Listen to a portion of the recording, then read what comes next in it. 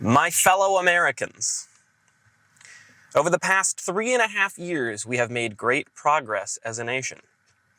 Today, America has the strongest economy in the world. We've made historic investments in rebuilding our nation, in lowering prescription drug costs for seniors, and in expanding affordable health care to a record number of Americans. We've provided critically needed care to 1 million veterans exposed to toxic substances, passed the first gun safety law in 30 years, appointed the first African-American woman to the Supreme Court, and passed the most significant climate legislation in the history of the world. America has never been better positioned to lead than we are today. I know none of this could have been done without you, the American people. Together, we overcame a once-in-a-century pandemic and the worst economic crisis since the Great Depression. We've protected and preserved our democracy, and we've revitalized and strengthened our alliances around the world. It has been the greatest honor of my life to serve as your president. And while it has been my intention to seek re-election, I believe it is in the best interest of my party and the country for me to stand down and focus solely on fulfilling my duties as president for the remainder of my term. I will speak to the nation later this week in more detail about my decision. For now, let me express my deepest gratitude to all those who have worked so hard to see me re-elected. I want to thank Vice President Kamala Harris for being an extraordinary partner in all this work. And let me express my heartfelt appreciation for the American people for the faith and trust you have placed in me. I believe today what I always have, that there is nothing America can't do. Let me say that part again. I believe today what I always have, that there is nothing America can't do when we do it together. We just have to remember, we are the United States of America. And with that, hello, and welcome to the A.D.H.Deep-Dive, the show that's not about ADHD, but is filled with proof it exists. My name is David J. Mund, reporting to you not live, but late. I'm recording this Monday morning. Usually podcast episodes drop on Monday. It has been an absolutely insane Sunday that I needed to gather all of the information that was presented to me and the American people in order to, in some way, respond to everything that's going on. I do not have all of the words I would love to have at my disposal to respond to this. It's not even like my responsibility to respond to this, but as a person who is secretly, quietly, a little more quietly than I used to be, engaged in the political process to like an obsessive degree, I thought that maybe it would be interesting, maybe even important, to maybe address the podcast listeners to A, have you hear what I think if you are so interested in doing that, but also B, to kind of start a dialogue to see what you think about some of this. So pardon me, it's going to be a bit scrambled. I'm currently sitting in the parking lot of a dog park, not too far from my house. I had a feeling I was going to get animated and maybe even heated and loud, and I didn't want to bother my roommate, and I didn't want to bother my neighbors because it's pretty hot in the house, and I knew I was going to want to have the windows open, and there's something about talking about politics out loud that is just a little bit intimidating. Even though here I am doing it to a larger audience than even what would have just been the small audience of my neighbors. I don't know, I just thought I'd want to drive away and talk in the car. So you're probably going to see people drive back and forth, or walk in the background a little bit. And hopefully nobody tries to confront me and tell me that I can't just be sitting here with a camera pointed at my face in a dog park. But anyways, as I've said, welcome to the A.D.H.Deep-Dive, the show that's not about ADHD, but is filled with proof it exists. My name is David J. Mund. I'm coming to you a little bit later than usual. Again, because of all the crazy information that we've recently learned. That was Joe Biden's initial announcement saying that he was going to be bowing out of the presidential race. My understanding is that he will be staying on as president of the United States and will not be dropping or resigning his post to Kamala Harris. He'll be finishing out the remainder of his term. Joe Biden is currently isolated with COVID-19 as an 81-year-old. which means up until this point, he was, of course, the oldest candidate for president of the United States. But now it has flipped. Now that he's dropped out, Donald Trump is the oldest candidate to run for president of the United States. I think he's like 79, maybe almost 80. I don't know. Here we go. Here's the next tweet. My fellow Democrats, I have decided not to accept the nomination and to focus all of my energies on my duties as president for the remainder of my term. My very first decision as the party nominee in 2020 was to pick Kamala Harris as my vice president, and it's been the best decision I've made. Today, I want to offer my full support and endorsement for Kamala to be the nominee of our party this year. Democrats, it's time to come together and beat Trump. Let's do this. We're going to get back to the Democrats, it's time to come together and beat Trump point, because I feel like I have a lot to say on that. I really don't know how we're going to structure today. This might be a short episode, might be a longer episode than usual. I just figured that this would be the medium for me to express some of my thoughts and feelings in response to the insanity that is the American political system and the 2024 election. A continuation of the insanity that was the 2020 election and the 2016 election. Not as much the 2012 election, but that was also like, what's doing it? That was my first election that I got to vote in. So I'm going to try and do as best I can to not make this like partisan or political in nature from my own opinion. Okay, let me say this. I am not trying to tell you what to do or what to think, who to vote for, or to even vote. That's not what I'm trying to do here. I might accidentally slip up and say, you should X, Y, or Z. I probably don't mean that, and I definitely shouldn't mean that, because these are just David Mund's opinions. But, if I may wax poetic a little bit, let's just talk about Joe Biden in general.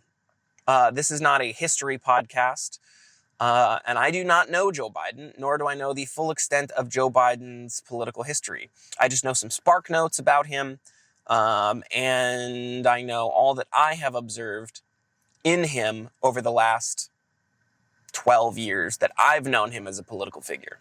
No. Holy shit, it's almost been 20 years. So yeah, he probably was announced, and I didn't really know in the 2008 election what was going on. I didn't really pay attention much until right after that. In fact, I think my first real political memory, aside from glimpses of the Kerry Bush thing, or the Kerry Bush election in 2004, as well as the obvious 9/11, which kind of formed my political upbringing, or informed my political upbringing. All of my life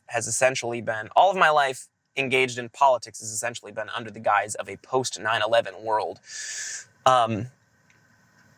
So anyways, let me just give, some quick spark notes on Joe Biden, which again, this is not a podcast about Joe Biden.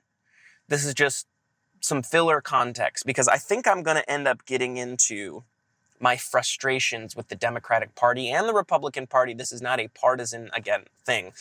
I have voted, this is just David J. Mund's opinions here. I have voted Democratic since being old enough to vote, but I don't consider myself a Democrat. I consider myself an independent who has been given the option between insanity on the right and moderates on the left. Okay? All right. So, Joe Biden. Long history. If we're just talking about presidential elections, he ran in 1988, and I think was seen as the front runner for the Democratic nomination. And he had to drop out of that race because it was discovered that in some of his announcement speeches and some of his campaign stump speeches that he was plagiarizing someone else's story. And that continued for a long period of time until eventually came out that that was the case, which became kind of a national embarrassment for him, and so he had to drop out of the race. He also ran in 2008 and had a poor showing, and then was eventually, as we know, selected as Barack Obama's vice presidential pick. It was... My understanding of the situation is that he was put up as someone who had decades of experience in foreign policy, where Barack Obama only had some big legislative domestic agendas. And so they needed someone with a foreign policy experience, but also, let's be real, we live in a pretty, of course there's evidence to say that we live in a racist country. There is certainly a large amount of racism in this country. I can, of course, see progress to that, but I'm just a white man in a white nation that is slowly, for the better, being gentrified. No, not gentrified. Diversified. Again, I'm going to fuck this whole thing up, so please take everything I say with a grain of salt. I'm just trying to get my thoughts out and process some of this shit in real time. And Joe Biden was from a swing state. He was the senator from Delaware for, I think, 30 years, and he was a Pennsylvania politician. Very much a swing state, very much a state that Democrats needed to win in 2008. And let's remember, Barack Obama won by a lot, but it was not considered a blowout. I think it was only like 5 or 6 percentage points when it comes to the electoral college, or the popular vote. Let's also remember that I am not a political commentator, and I feel that it is important for me to say that multiple times throughout this podcast. I'm not a political commentator. I'm just a dude who's interested in politics, interested in, to a degree, maybe obsessive when it comes to the news, and just domestic politics, national politics. Not great with foreign policy. I don't really know what the hell is going on. So I'm going to try my best to not talk about that kind of stuff. I'm really just going to talk about my observation of the national politics. So yes, of course, at that point, Barack Obama, Joe Biden won in 2008.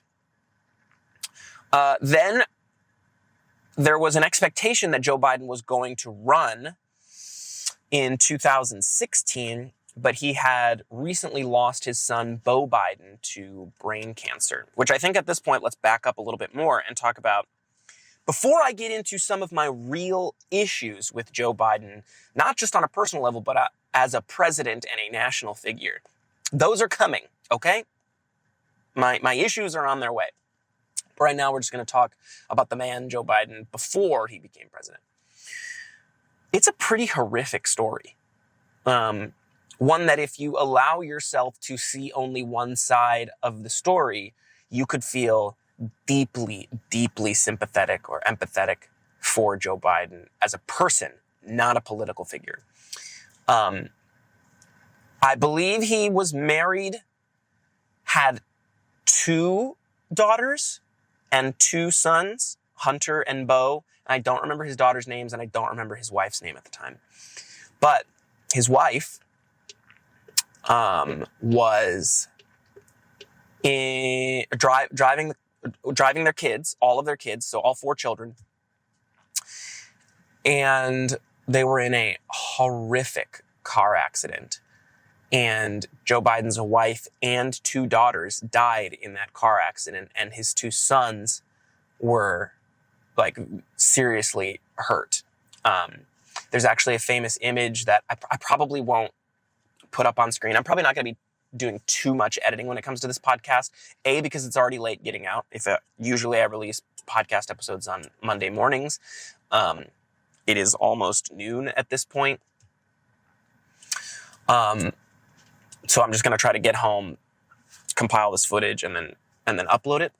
But anyways, there's a very famous image of Joe Biden swearing on a Bible, either winning another term as a senator or something along those lines. It was some sort of political acceptance where you got to put your hand on the Bible and swear that you do so solemnly swear to protect the Constitution and blah, blah, blah.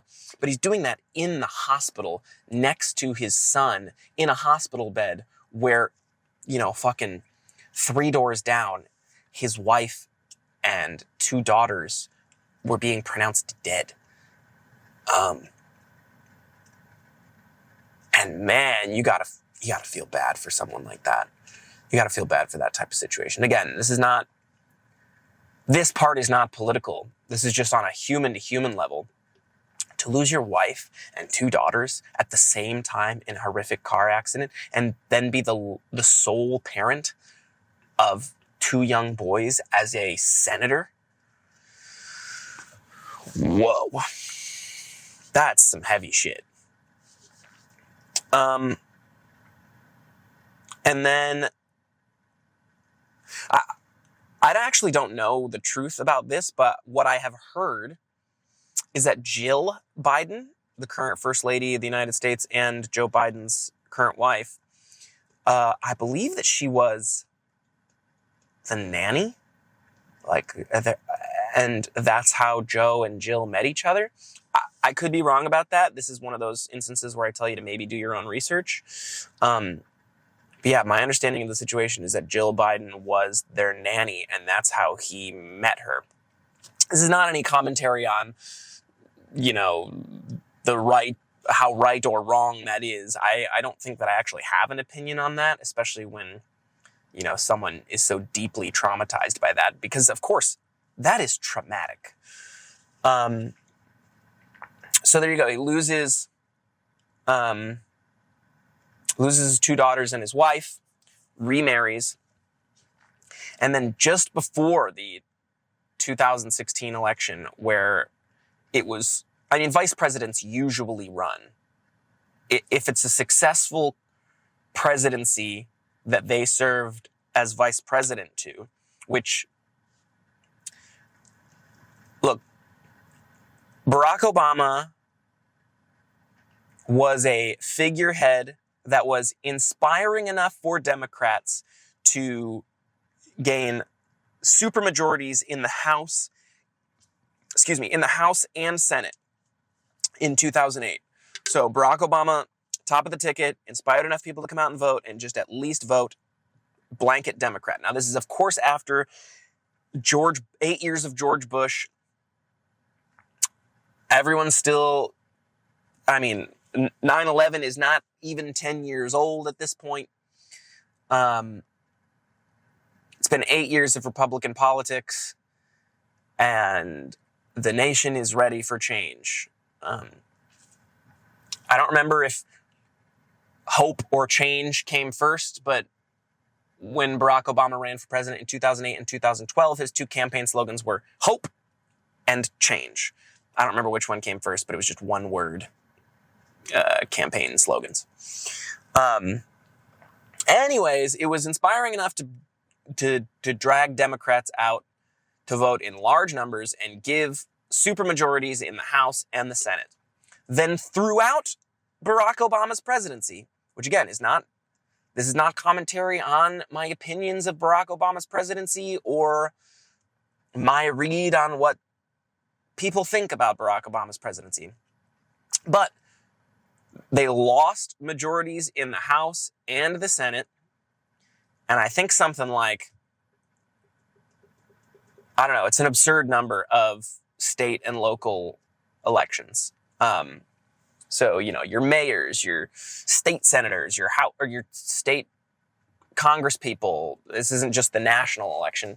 I just saw a vehicle pull up next to me, and there was a beautiful looking dog poking itself out the window. So this is fun B-roll in the back. Again, I hope nobody is like, hey, you can't be filming here. Because I'm filming me. I'm not filming them. It's just one of those weird, oh my God, there might be eyeballs on me public moments that I feel uncomfortable about.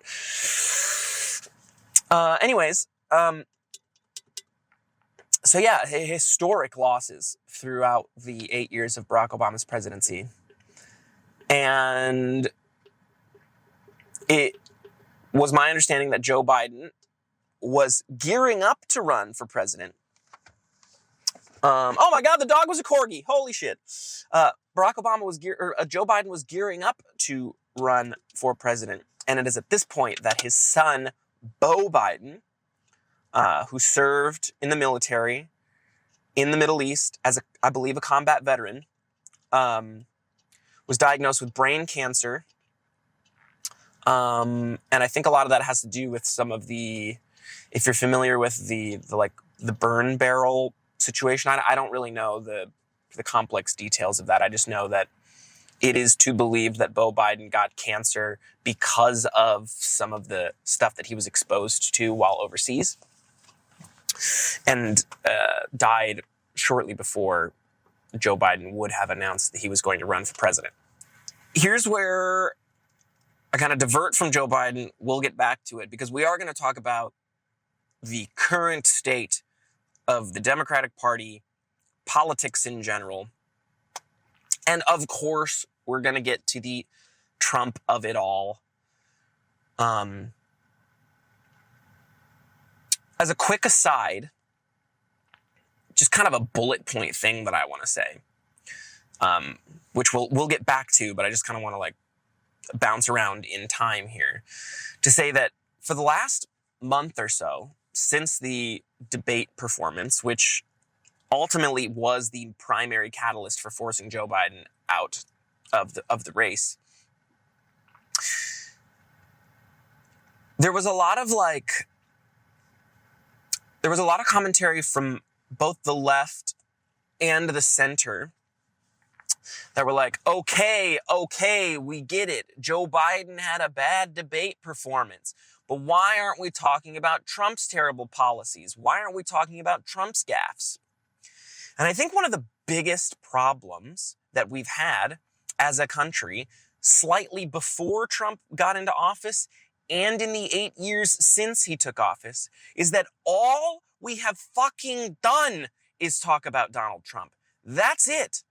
We've only talked about Donald Trump for 8 fucking years. We can talk about a different candidate, especially one who's running against Donald Trump, one that should be vetted to the highest degree so that we can figure out who is the best person to run against Donald Trump, for a couple of weeks.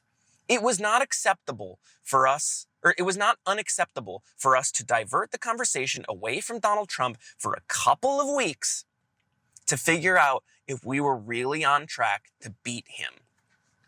And again, I'm using the word we here. I'm really trying to not speak for you. I'm just trying to speak for me, a person who, again, is not a Democrat, but who has voted for Democrats since gaining the ability to vote when I turned 18. Okay? I'm not speaking for you, just speaking for me, and I'm barely even speaking for me because I don't fully know how I feel about all this. Just kind of spitballing here. And remember, if you're new to the show, this is the show that's not about ADHD, but is filled with proof it exists. I'm going to bounce around. I'm going to get lost. I'm going to get off topic. But for now, I just wanted to say that. Because we're going to get into the whole you've been gaslit part of this shortly. But to go back to 2016, Joe Biden drops out of the race. Or no, decides not to run because he's grieving. And again, who can blame him? That dude has lost nearly his entire family. And if you aren't familiar with the Hunter Biden situation, this is not hyperbole. Hunter Biden is addicted to crack cocaine. I believe he's sober now. I don't 100% know. I don't know the Bidens. I don't know the full ins and outs of the Biden family and whatever dynamics are at play there.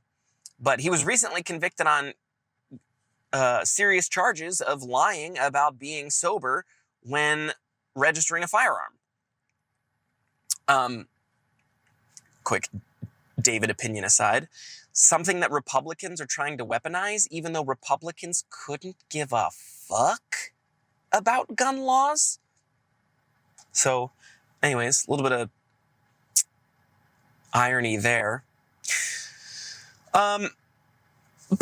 So Joe Biden decides he's not running in 2016, which means the most likely candidate at that point would be not only the person who was Secretary of State for 8 years under Barack Obama, but also the person who just barely lost to Barack Obama in the 2008 primary, Hillary Clinton.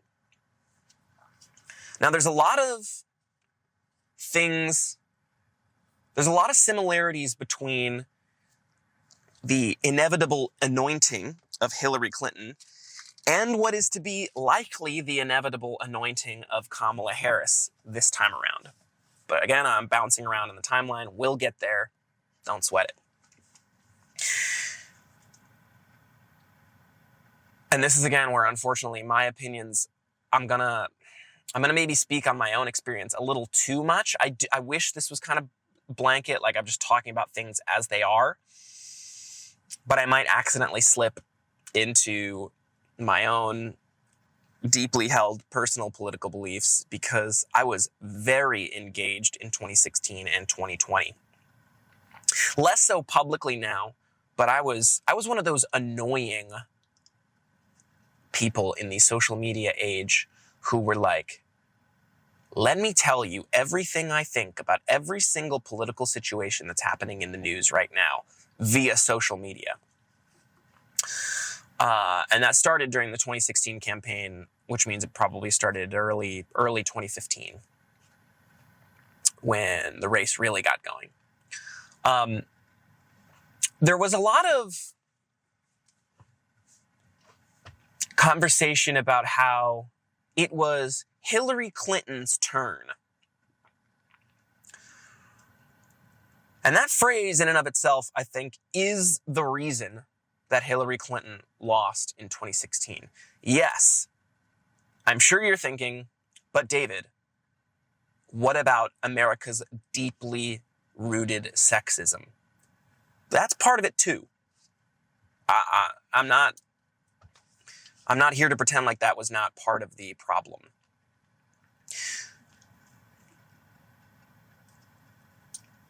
But there was another candidate who ran, and yes, he lost the primary. We can talk all about the corruption going into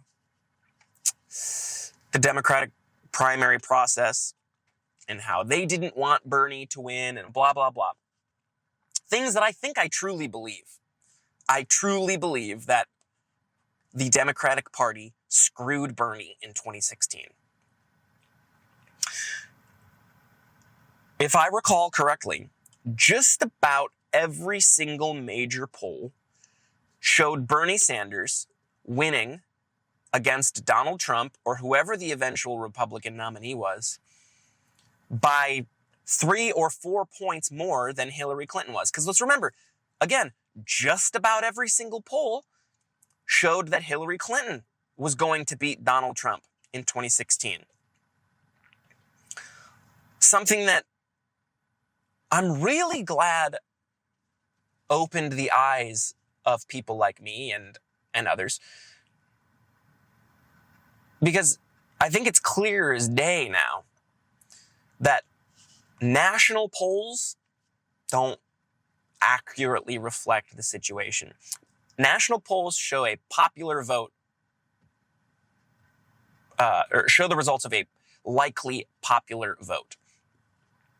As it says nothing about swing state polling or just internal state polling. You had to look at some of the state polls to know what was going to happen. And in a country that decides presidents based on the Electoral College and not the popular vote, it was obvious to people like me that Hillary Clinton was looking like she was going to lose. And again, let me retouch on, yes, there are deeply rooted sexist values held in a large portion of this country. I don't believe that the majority of the country is racist or sexist, but I believe that because such a large number, when you live in a country with 350 million people and counting, maybe 380 million, we're probably up to 400 million soon, even if it's 25% of this country being racist and sexist, that's almost 100 million people, dude. That's a lot of people. And I believe that the 2016 election was one of the lowest turnout elections in American, at least modern American history. I think only like 120 million people inevitably voted in the 2016 election in November. That says nothing about the primaries or whatever. Just in the election against Donald Trump and Hillary Clinton, there was record low turnout, or historically low, whatever. The turnout was low.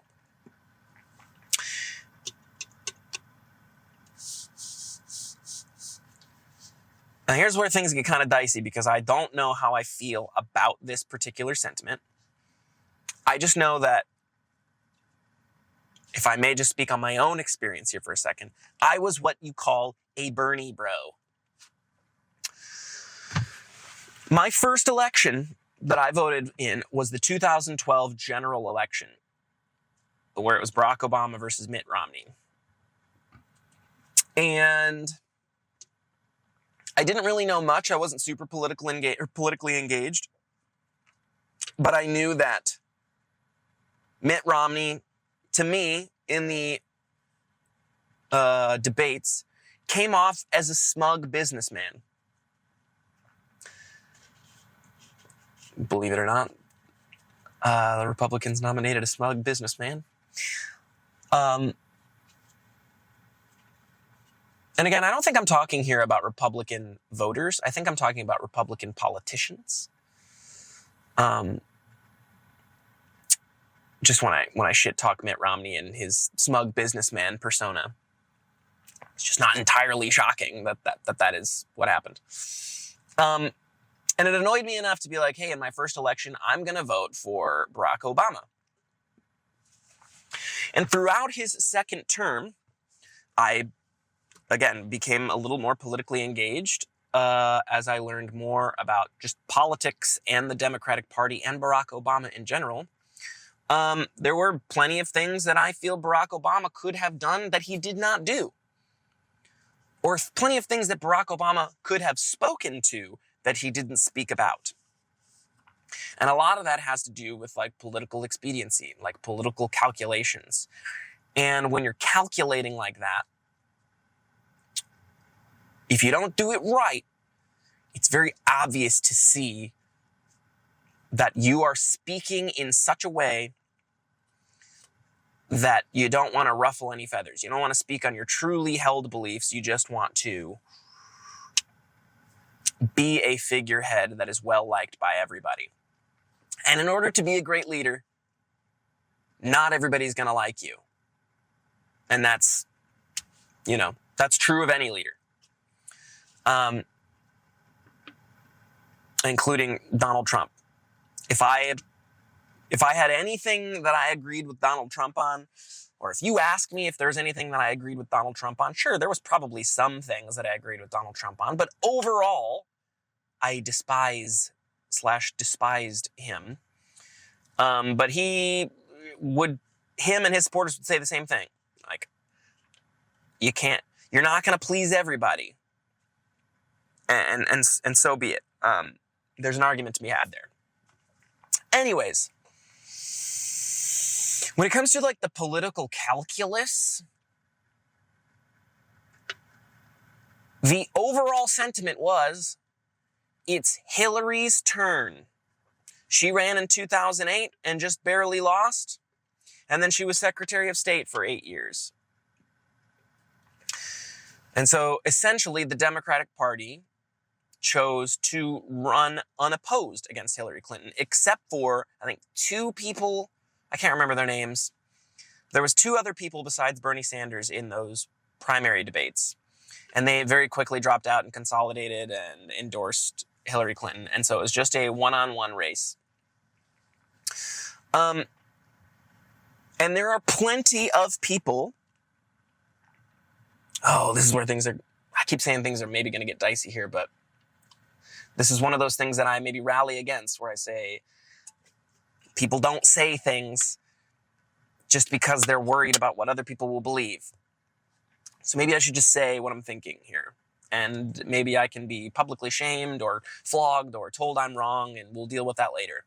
But whereas many people voted against Hillary Clinton because she was a woman, Many people just voted for Hillary Clinton because she was a woman, not caring about her policies, not caring about whether or not she was actually the best person for the job. It was just, finally, we might have the opportunity to have a woman president. And that is, on its own, maybe inspiring for plenty of people. But as a party, the Democrats lost for 8 years after Barack Obama. Like I said, they started with supermajorities in the House and the Senate. And they still put through a conservative healthcare policy. The Affordable Care Act did not go even close to far enough to getting us towards a national healthcare system. Something that people on the right and in the center left say is socialism. There was a push, I believe, by Barack Obama initially to try and implement some like Medicare for all type policy. And after the election, that was, I think actually the ACA didn't come until the 2012. Okay, this is where like I lose a lot of my like real in-depth knowledge. I'm just kind of shooting from the hip here. Main thing, the Affordable Care Act was essentially drafted by conservative politicians after taking a look at Barack Obama's initial proposal and then saying, it's too progressive, it's too socialist. Instead, how about we just make healthcare closer to public, but still tied to your employment? Something that is still insane, because if you're unemployed, that means you don't have healthcare unless you buy into a public policy or to a private policy, which has insane deductibles, crazy high premiums. So if you don't have insurance through your employer, it is likely that you don't have insurance because it's almost impossible to afford. So when Hillary Clinton got the nomination, there was a lot of people like me who believed that we lost the ability to vote for something. I was not super hyped about the fact that the only inspiring characteristic in Hillary Clinton is that she might be the first woman president. Something that for millions of Americans, again, is inspiring. And I believe that. And there's nothing wrong with that. But I didn't see her adopt any policies that Bernie Sanders was campaigning for. Bernie Sanders got millions and millions of votes. Votes that you need if you beat Bernie Sanders, you're going to need Bernie Sanders voters to vote for you in the general election. Something that Hillary Clinton, after losing, still didn't understand, and instead, not vindicated, not validated. What's the word I'm looking for? She blames Bernie Sanders and Bernie Sanders voters for her losing the election in 2016. Something that, as the candidate at the top of the ticket, is your responsibility. The responsibility falls on your shoulders. If you believe that you are a candidate who can unite two sides of the Democratic Party and get Republican voters, because again, yeah, sure, you need to consolidate the Democratic base, but to be president of the United States, you need support from both sides to win. Like, let's say 40% of the country is going to vote Democrat, 40% of the country is going to vote Republican. This is not saying that there's like party affiliation, because I think only like 30% of people identify as either Republican or Democrat, and most of the country is independent. Might even be 30, 30, 30. I don't know. And then there's 10% that don't know or unsure or whatever. Anyways, to be president of the United States, you can't just be president of the Democrats. You can't just be president of the Republicans. You got to be president for all Americans, something that we are losing quickly. It is just a partisan nation at this point. You're either a Democrat or you're a Republican. Well, it has been for the longest time. That's what it was. I think now more people are starting to open their eyes and realize that these parties don't care about you. Okay, this is what I was afraid of. I'm getting way too off topic, and I may be waxing a little bit too much poetic on the 2016 election. Main thing, Hillary Clinton lost to Donald Trump. the most beatable candidate. And I'm just to be very clear, I'm just parroting and echoing things that I have heard, opinions that I have heard through news sources that I trust, independent journalists. I'm just kind of mimicking what they have said in the past. So I'm not fully speaking on, even though these are things that I believe and these are opinions that I share, the way that I speak about them might be verbatim the way that, or I'm at least trying to speak verbatim in the way that the people who have educated me on that process have told me about it. Sorry, I'm also being stared at by like 3 people at the dog park right now, and they're pointing at me. And I don't know what to feel about that. I'm extremely uncomfortable. And I'm just going to try to plow through it so we can continue talking about politics. I'm going to pause. We'll clip. Okay, so obviously Hillary Clinton loses in 2016. Something that absolutely enraged me as someone who voted for the person I believed. Also, let's be clear, I voted for Hillary Clinton in the general election, which additionally frustrated me when she started blaming Bernie Sanders and Bernie Sanders voters. You can't just expect people to vote for you because it's your turn. You have to have an inspiring message. And when a majority of your message was, vote for me, wouldn't it be cool to have the first woman president? Yes, sincerely, it would be cool to have the first woman president. But what are you going to do? And in an election against Donald Trump, where the term the lesser of 2 evils started coming up, at that point, yes, people knew a lot about how Donald Trump spoke and behaved, but people didn't know how he was going to govern. People knew how Hillary Clinton was going to govern because she'd been in politics for the last 40 years. So the lesser of 2 evils wasn't 100% clarified for the general public. And so a lot of people just went, fine, he's a businessman, he's a billionaire, quote unquote. He's not a Clinton. We've had 8 years of Democratic politicians running the country. Let's just vote for this guy. Which is where a lot of the polls got it wrong. A lot of the polls assumed that people would just vote for Hillary Clinton, and clearly they were wrong. Then in 2020, when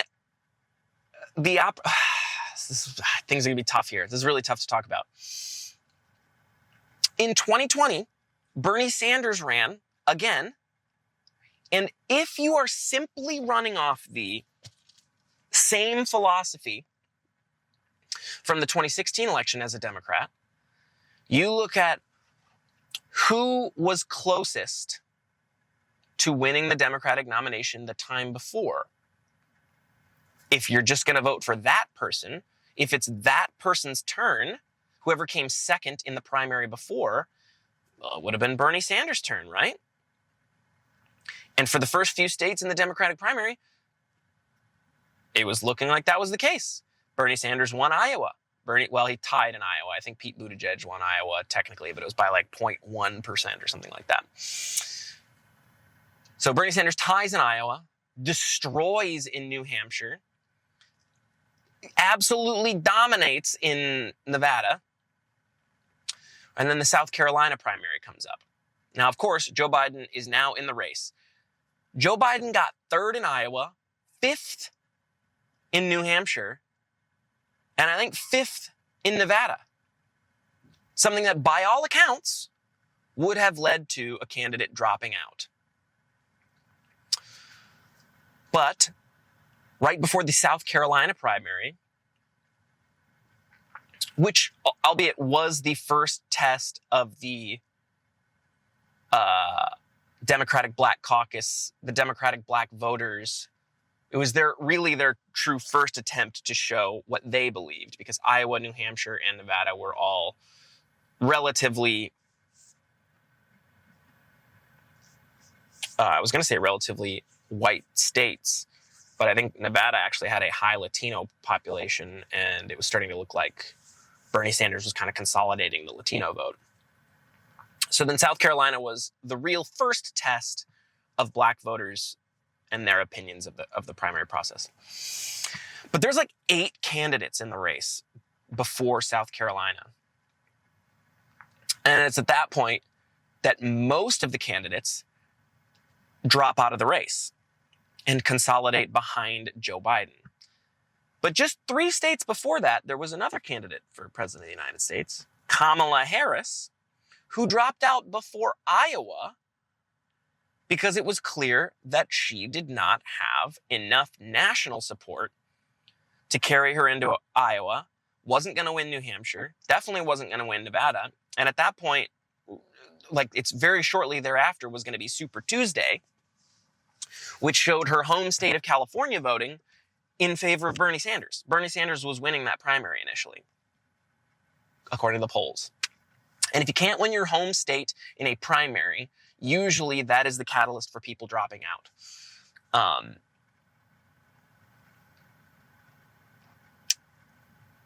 So all that to say, Kamala Harris drops out before Iowa. And this is why I think it's important to get into the anointing thing. So without rehashing the 2020 primary, again, I have opinions that the Democratic Party, not voters, Democratic Party screwed Bernie again, but I'm not gonna really talk on that. Maybe that's for another episode, because I actually have some deeply held beliefs about that, but we're getting to the 2024 election. All that to say, if it wasn't Bernie's turn, then maybe it's not anybody's turn, and you should let the fucking voters decide before, because let's be honest, Republicans and Democrats run the corporate media. Even if it's not as much of like a cabal theory as many believe, if you're a corporate news source, your biggest benefit is access. And if you are shit-talking a candidate or a political party, that party or political candidate's probably going to want nothing to do with you, which means you're not going to get the interviews, you're not going to get the inside access, you're not going to get the leaks, you're not going to get the inside scoops. And so mainstream news sources cozy up to politicians for access. And that's the most gentle way of looking at it, right? There's also a way of looking at it where, like, you know, look at the turnover. When politicians get out of politics, they go to the news. You got former congresspeople, you got former party insiders and strategists and stuff. It's a revolving door between Congress and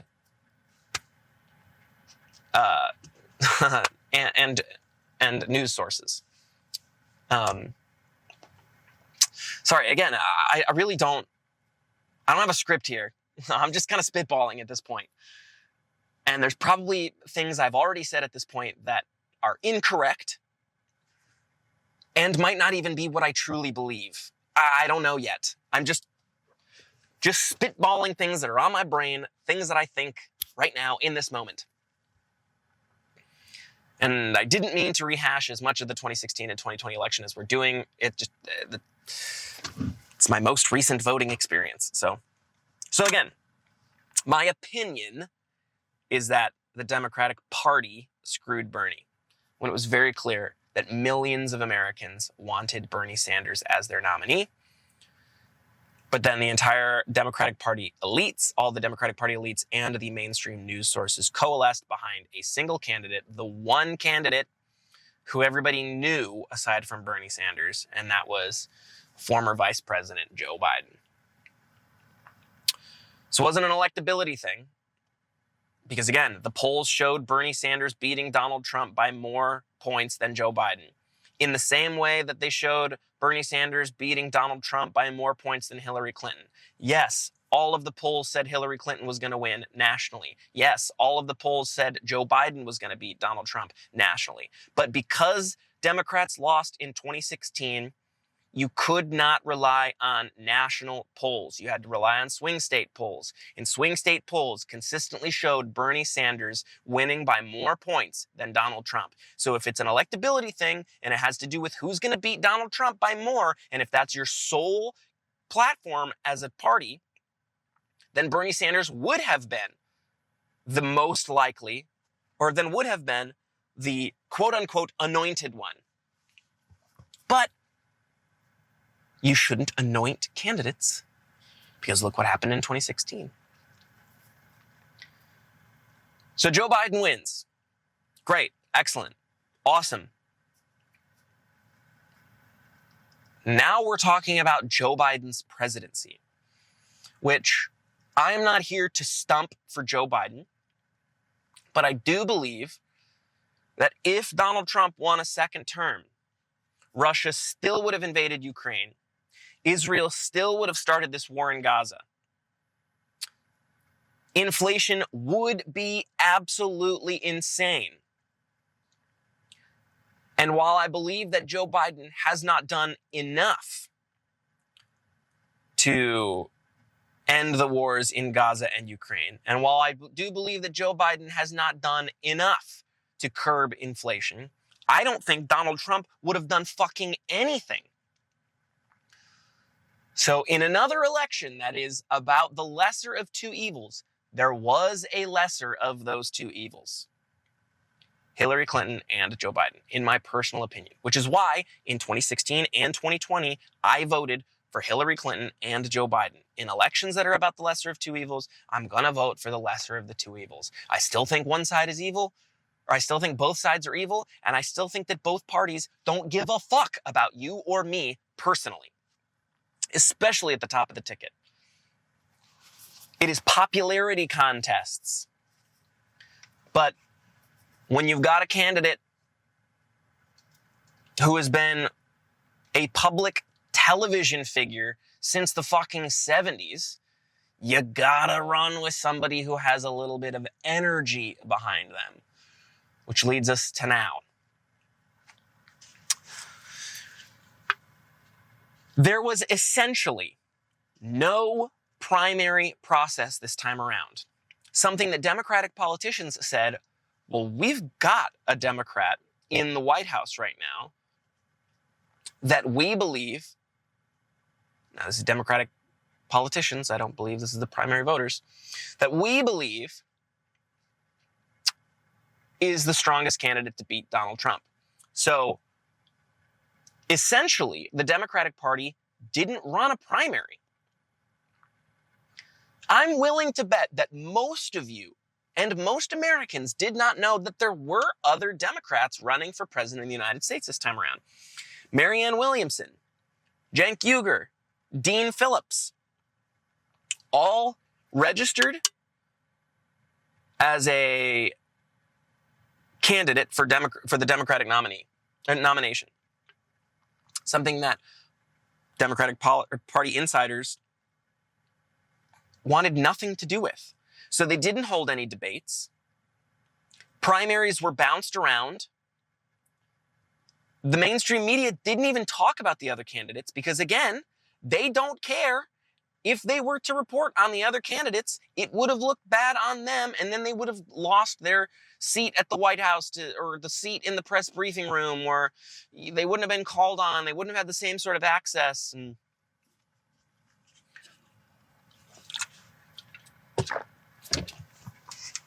Which leads us to now. For the last 4 years, it was my understanding, and many other Americans' understandings, that Joe Biden was going to serve as a bridge candidate to the next generation. That Joe Biden was going to run in 2020 simply to get Donald Trump out of the White House. Something that he successfully did, something that many Americans thank him for doing, especially Democrats, thank him for doing. But for the last 4 years, there was time to figure out who was going to be the next nominee. Something that should have been done in a primary process, in a democratic process. Voters should have been able to have a say in who the next candidate for the Democratic Party would be by holding years of debates, by elevating other figures. Because if Joe Biden's going to be a bridge to the next generation, who the fuck is going to run? Who's the person from the next generation who's going to run? Well, they didn't want you to think about that for too long. Because despite all of the very real, personal, emotional, traumatic stuff that Joe Biden has gone through, he's still a politician. And most politicians only care about themselves and their personal brand. And when you've got that sort of narcissist complex, and you're the leader of the free world, the most important person in the country, you really think you're going to give up power once you've already got it? This dude ran in '88. He ran in 2008. He's been running for almost 60 years. That's not since '88. I'm just saying he's been engaged in politics for the last 60 years. And he finally gets the White House near the end of his life. And then people want him to leave after just one term? Incredibly unlikely. So, again, for years, many people, I think there's actually well reported on word clouds, which is if you just had to have one word, if you could summarize the candidates in one word, what would you say? When it comes to Donald Trump, it was, corrupt, criminal, convict, even though he hadn't been convicted until recently, evil, that kind of thing. Then, of course, there were Republicans who said, leader, patriot, that kind of thing. Democrats, Republicans, and independents, the one word that showed up in big, bold letters in all of those word clouds for Joe Biden was old. You can convince people you're not a criminal. You can convince people you're not corrupt. You can convince people you're X, Y, and Z.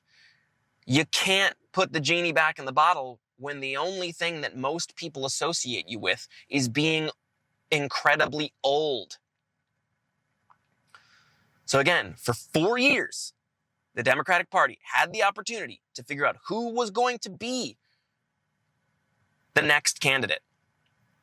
But they told you, Democratic politicians told you, that it was ageist to talk about Joe Biden's age. And if we're going to talk about Joe Biden's age, why don't we talk about Donald Trump and how corrupt he is and how evil he is? Something that most people already know. This is what I said at the beginning. We know Donald Trump is a schmuck. We've talked about it for 8 fucking years. Now is the opportunity to figure out who is the best person to beat him next time around, because it was always obvious that Republicans were never going to get rid of him. Even after January 6th, Donald Trump was always going to be the Republican nominee, and he'll do it next time too. Because all this talk of, again, Democrats, independents, and Republicans all associated Joe Biden with being old. Donald Trump's just 2 fucking years younger. So you're very quickly going to hear nothing about age when it comes to the president. Because let's say that Donald Trump loses this time around. You don't think he's going to run again in 4 years? This is his party.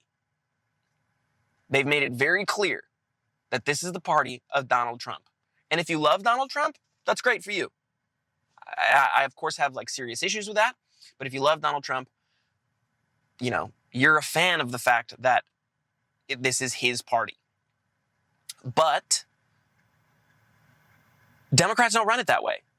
They shouldn't run it that way. You shouldn't be obsessed with a political figure so much so that you are willing to throw away, or what is it? What's the phrase? Throw the baby out with the bathwater?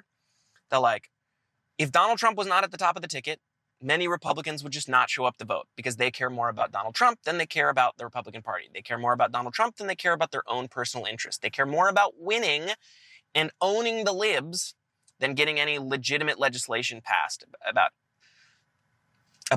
they care more about Donald Trump getting elected and, again, owning the libs more than healing the nation.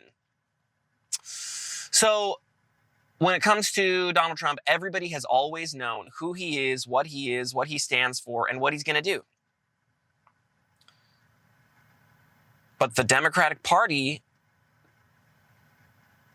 told you that we can't focus on Joe Biden's age and cognitive abilities and his record because we should only be focusing on Donald Trump. Well, again, we have talked about Donald Trump for almost 10 fucking years. You have been gaslit. So now that Joe Biden has dropped out, he has endorsed Kamala Harris. And I'm not even going to pretend that there's a process, even though there is technically a process in place where the nominee there could be mini primaries. I mean, the Democratic convention isn't for another 3 weeks, which means that the party doesn't officially vote on their nominee until the convention. So there could be mini primaries, something that's logistically difficult to pull off. I'm not going to pretend like it's not. There could be an open convention where people contest on the floor of the convention and candidates pop up and try to vie for the nomination. And this is something that I know less about this process than I do the rest of the nonsense that I've talked about. But it's my understanding that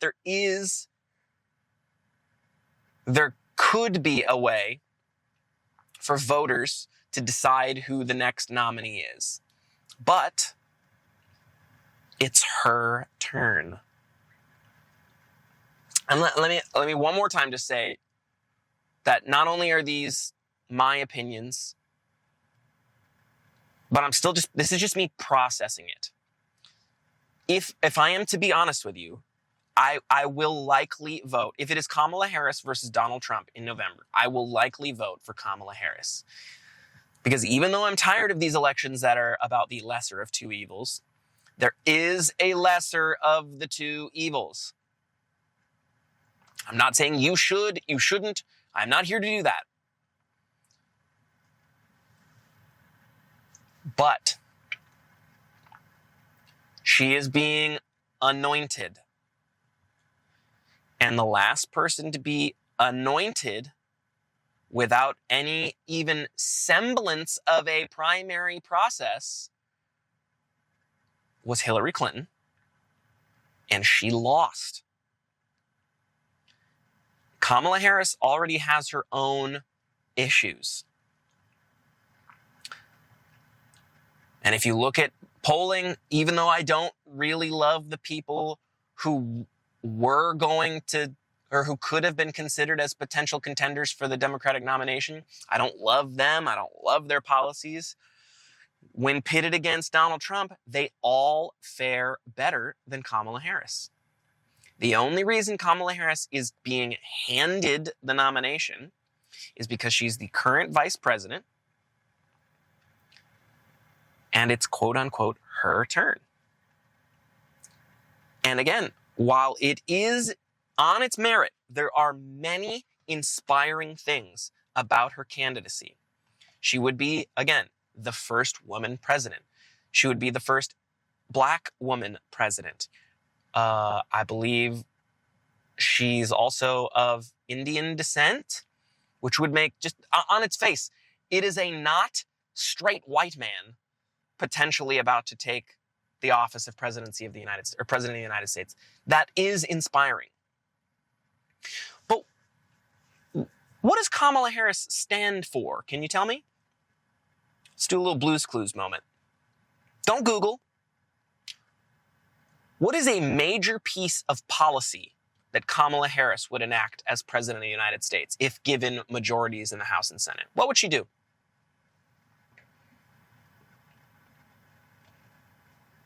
Right. Would they enshrine the thing that this election is going to be decided on is if suburban women turn out to vote because of Roe versus Wade being overturned. So right now they're campaigning on, well, we will enshrine the right to have an abortion in our Constitution. I believe that that's a big deal, but you don't think that's equally as animating for Republicans to turn out to vote? For conservative Christians, of which there are many, there are probably more conservative Christians in this country than there are registered Democrats. Some registered Democrats are conservative Christians who just can't stand the Trump Republican Party. But what is a single piece of legislation that Kamala Harris could get passed through a split House and Senate that would bring America together and get us anywhere near closer to ending the partisan politics nonsense that we're in right now? I can't think of one. Is Kamala Harris running on Medicare for all? No. Did Kamala Harris as a candidate run on forgiving student loan debt? Something that Joe Biden tried to do for the last few years, but has been shut down by the courts at every single fucking turn. What is something that Kamala Harris would get done as president of the United States that she has campaigned on? There's still 4 months till the general election, so maybe we'll hear more on that. But as it stands, voters don't know enough about Kamala Harris to know that. Which, let me just first say, Joe Biden for the last 3 months has said, I am in this race. I am not dropping out of the race. And even after the debate said, I'm not dropping out of this race. I'm the best candidate to beat Donald Trump. Nobody can beat Donald Trump like I can beat Donald Trump. Blah, blah, blah, blah. I think it's the right thing for him to drop out because it was very clear that he was going to lose. But he should have done this long before this debate, when there was still time to let voters decide who the best candidate was going to be to beat Donald Trump. And this is where maybe I'm shitting on the Democratic Party here. Let's shit on both the Republican and the Democratic parties. If they wanted your vote to count, they wouldn't have the general election during work hours on a Tuesday in November. It would be on a weekend. It would be after hours. You would be able to go to the polls more than just one day. It would be a national holiday. But they don't want you to decide. They want the parties to decide. And the parties have decided that it's going to be Donald Trump versus Kamala Harris. Kamala Harris dropped out before Iowa. And 70% of the country doesn't want Donald Trump back in the White House. So this is, again, an election that's going to be decided on 1 or 2%. And fuck, that's all I have to say about it. To recap, David's stance on this. I am likely to vote for Kamala Harris in November because I believe that the damage that Donald Trump has done to this country, whatever, is so severe that he can't be back in the White House. I am extremely nervous that not enough people hold that belief. And that enough people are willing to just say, whatever, 4 more years of Trump and then we can handle that, right? I don't know if we can. And if the Democratic Party for the last 4 years has said that Donald Trump is an existential threat to democracy, they're not really fighting fire with fire. They're not fighting the fear of losing our democracy with more democracy. They're fighting it with less democracy. So while you might believe that the Democratic Party stands for more than the Republican Party when it comes to agreeing with you, neither side, in my opinion, truly cares about this nation's democracy. They only care about preservation of their party. And that's why I'm an independent. So, massively historic day. A day that should have happened months ago, years ago, when we saw that Joe Biden was a feeble old man, when the entire country knew that this was not the Joe Biden from 2008 or 2012, 2016, or even 2020. This is a different guy. But you were gaslit, just like me, into believing that you weren't allowed to talk about that and that you couldn't believe your eyes and couldn't believe your ears because, well, what about Donald Trump? I fucking know about Donald Trump. That's why I voted against him for the last 8 years. That's why I'll vote against him again. But they are so desperately counting on you to just hold your nose and vote for whoever they put up that they don't want you to have a say in the primary process. And that says more about our country than any piece of legislation that either side could put forward. The two parties that we have, and just to be clear, just to state my own opinion here, I don't think JFK Jr. or RFK Jr. gives a shit about your fucking, your right to a democratic process either. His main push is that he's a Kennedy.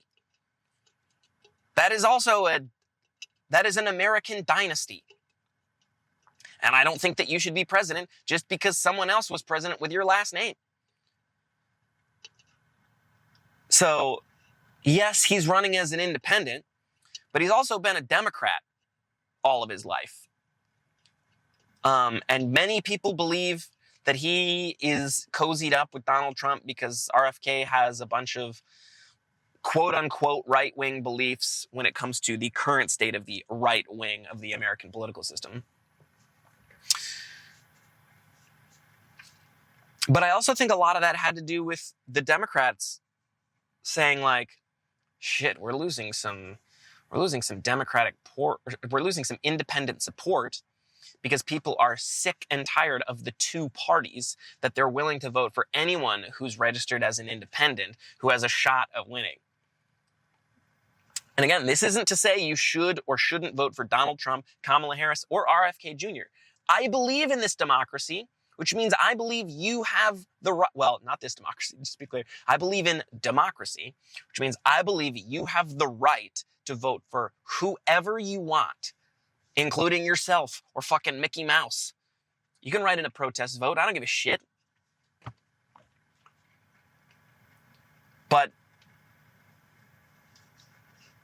I don't think there is a single candidate for president of the United States who cares about you more than their own party, political affiliation, or self-preservation. And while I, for the last time, do believe that there is a lesser of the two evils, so much so that I will likely vote for her, because I would never vote for Donald Trump, they don't care about you. So, I hope that was an inspiring message. I hope you are inspired. And I am not trying to feed into the fear-mongering that is this dwindling democracy. But there was one side that has said, well, actually, just to be clear, both sides have said that voting for the other candidate will be the end of this nation. Ladies and gentlemen, my fellow Americans, I think we're already there. The American democratic experiment has failed. And there's still hope to rebuild it, maybe.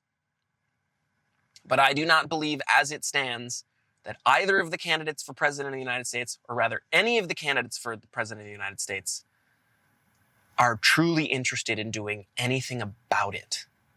They all just believe that they are owed the presidency. And nobody has a right to your vote just because they're running. You get to decide who you vote for. And you can't let anybody shame you about that. Even though I very deeply, sincerely disagree with all, if not at least 98% of the reasons that people are voting for Donald Trump, because I live in a democracy and because I would like to believe I love this country, I believe that it is their right to vote for him. So much so that in that sense, it is your right to vote against him. But if you are voting for something, let me know. If that means you're voting for Donald Trump and you're voting for a particular policy of his, let me know. If you're voting for Kamala Harris because she stands for something, let me know. If you're voting for RFK Jr. because he stands for something, let me know. But if you're voting against something, me too. And maybe that's just what it means to vote in America now, is that you vote against things. And that when we win something, if you get something out of it, well, that's just a cool extra perk. But it is my deeply held belief that politicians don't give a fuck about you or me.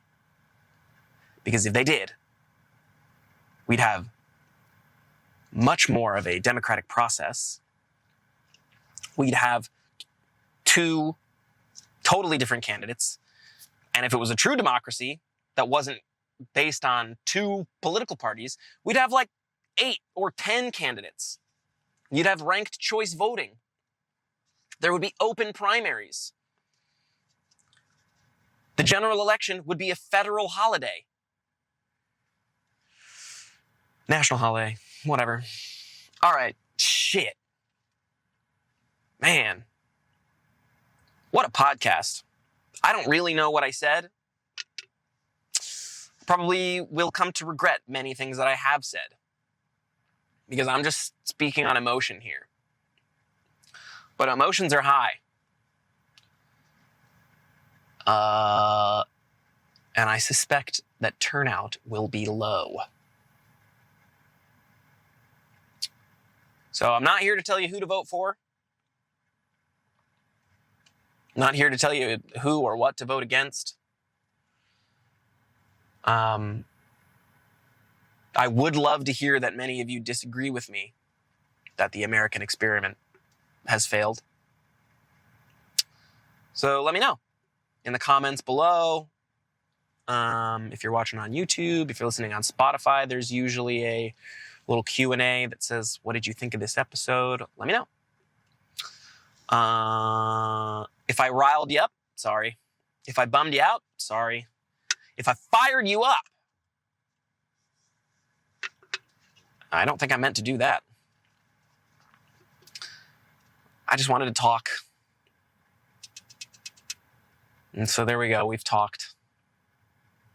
I have no idea what's going to happen in November. A month ago, after Joe Biden's poor debate performance, I thought for sure that Donald Trump would not only win, but win in a landslide. I do believe that it was the right thing for Joe Biden to drop out of the race. I would probably have given him a standing round of applause if he would have said right after he won the presidency that he will not seek a second term and that the next 4 years would be him enacting every piece of major legislation he could even possibly think to do, because that's what it means to be president. You're only president, you're only guaranteed 4 years once you're elected. And you should do everything in your power to do everything in your power for those 4 years.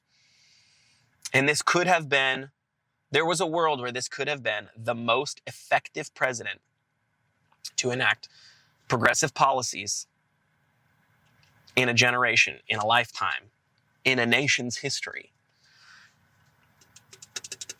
But he dropped out at the last minute, something that I still believe is the right move, but it made things a lot more complicated. So, thank you for joining the ADH Deep Dive, the show that's not about ADHD, but is filled with proof it exists. My name is David J. Mund. Strap in. It's going to be a bumpy ride to November. Love you.